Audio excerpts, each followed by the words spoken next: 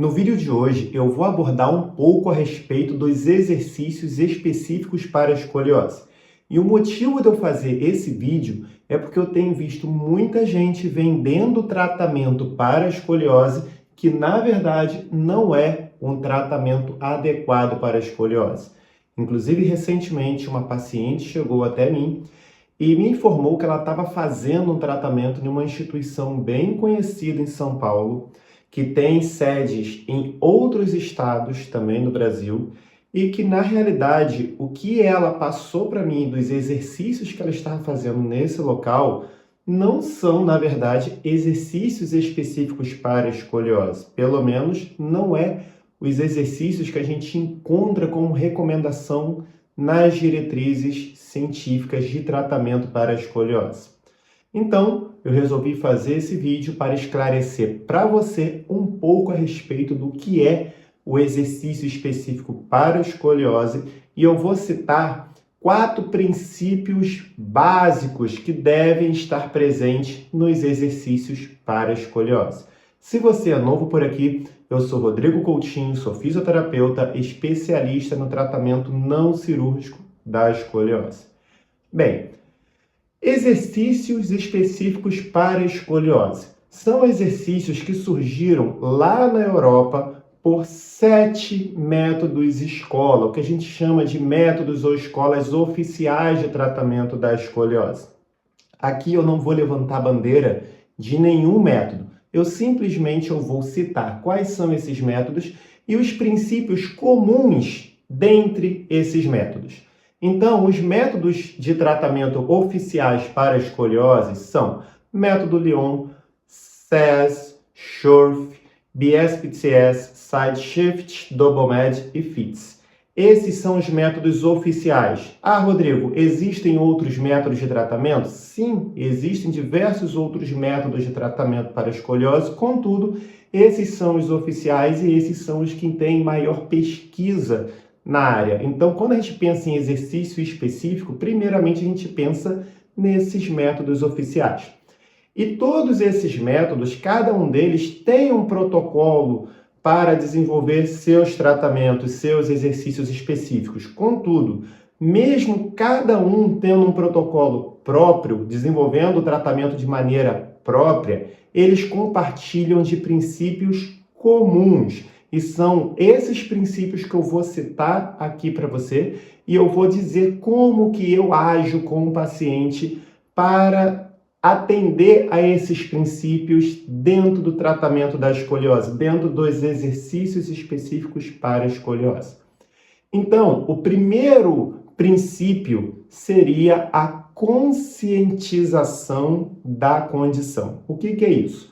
Assim que eu recebo um paciente, eu realizo a anamnese e logo após essa anamnese, eu começo a explicar para o paciente, mostrando para ele, seja através de um espelho, seja usando uma radiografia, enfim, diversas formas de mostrar para o paciente a condição dele, as curvaturas, explicar o que é cada coisa, explicar a tridimensionalidade da escoliose, para que ele tenha entendimento sobre o que é a escoliose, que ele consiga compreender como que aquela escoliose está agindo no corpo dele, na coluna vertebral, no tórax, como que isso está influenciando no corpo dele. Por que eu faço isso? Porque é necessário que ele compreenda. Para você conseguir entender, para você conseguir realizar um exercício, o ideal primeiro é que você compreenda esse exercício. E logo após ele entender o que é cada coisa, eu começo a dar soluções, começo a dar explicações de como ele pode gerenciar essas alterações. E aí nós vamos para o segundo princípio, que é a autocorreção tridimensional. E a autocorreção tridimensional ela é muito distinta dentre esses métodos que eu citei.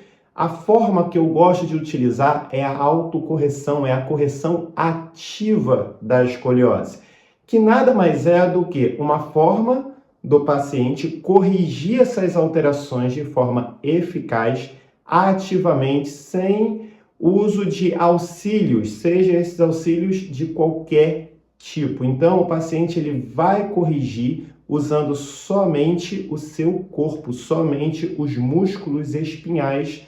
Vai ser a forma que ele vai corrigir ativamente essa condição.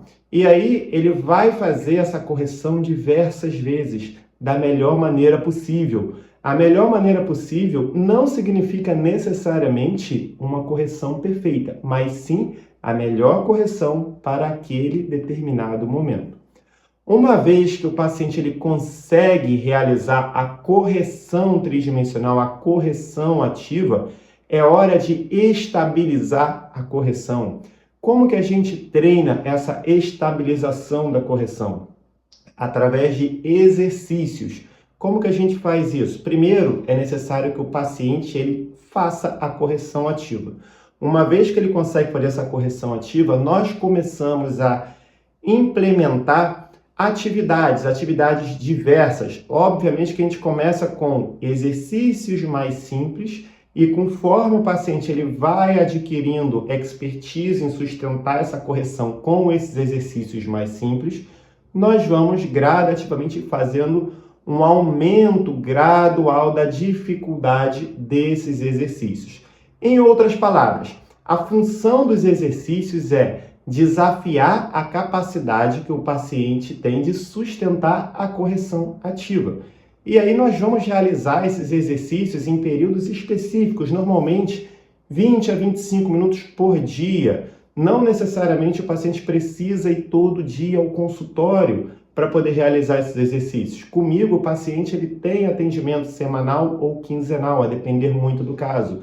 E aí ele vai vir ao consultório, onde eu vou passar os exercícios e quando ele retornar ao consultório, eu vou observar esses exercícios, evoluir, mudar os exercícios, acrescentar ou retirar. Isso tudo vai depender da necessidade de cada um. Porém, é necessário que esse paciente realize esses exercícios todos os dias na sua casa, com ou sem auxílio de alguém. O ideal é que ele faça esses exercícios diariamente. Então, aqui eu já citei 3 princípios básicos dos exercícios para escoliose. Um quarto princípio também é necessário e é um dos mais importantes, que é levar essa correção para as atividades diárias. Então, veja bem, fazer o exercício em um momento específico é uma coisa.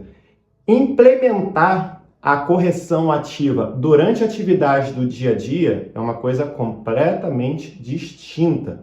Então, vou dar aqui um exemplo que eu sempre falo para os pacientes. Por exemplo, quando você acorda e vai escovar os dentes, você pode fazer uma correção ativa enquanto você escova o dente. Como eu disse anteriormente, a correção ela nem sempre vai ser 100% de correção, mas sim a melhor correção possível.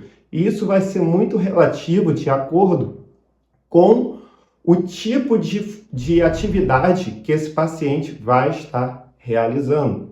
Então é muito diferente de você fazer uma correção e dar uma caminhada e de você fazer uma correção e fazer uma corrida. É diferente de você sustentar uma correção enquanto você está sentado assistindo a uma aula e de você sustentar uma correção enquanto você está fazendo uma aula de teclado, de piano, de violino, por exemplo.